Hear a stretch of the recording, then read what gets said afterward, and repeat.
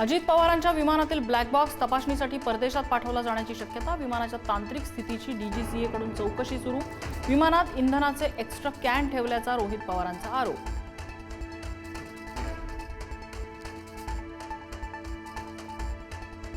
अजितदादांच्या विमान अपघात प्रकरणी येत्या बुधवारी रोहित पवारांची दुसरी पत्रकार परिषद। 20 दिवस उलटूनही प्राथमिक अहवाल जाहीर न केल्याबद्दल प्रश्न उपस्थित करणार। ठाकरे बंधूंनी महाराष्ट्र पालथा घातला असता तर महापालिका निवडणुकांचं चित्र वेगळं असतं। सामनातून संजय राऊतांनी ठाकरे बंधूंचेच टोचले कान।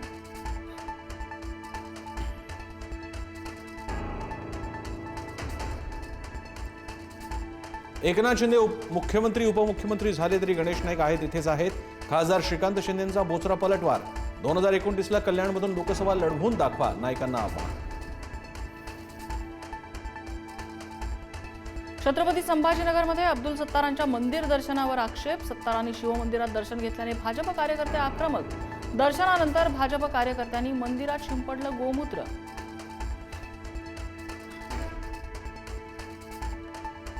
अब्दुल सत्तार हे देशभक्त, भाजपची गोमूत्र शिंपडण्याची कृती चुकीची। सत्तार प्रकरणावरून एकनाथ शिंदेंनी भाजपला सोनावलं।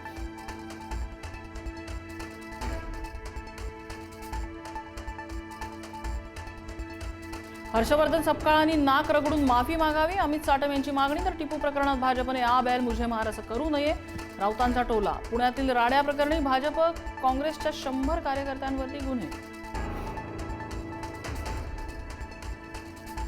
टिपू सुलतानचा फोटो पुन्हा लावणार। मालेगावच्या उपमहापौर शाने हिंद यांचं वक्तव्य। पुन्हा राजकीय वातावरण तापण्याची शक्यता।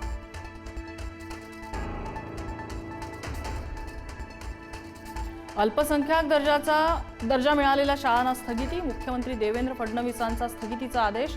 अजित पवारांच्या निधनानंतर 3 दिवसात 75 शाळांना मिळाला होता अल्पसंख्याक शाळांचा दर्जा।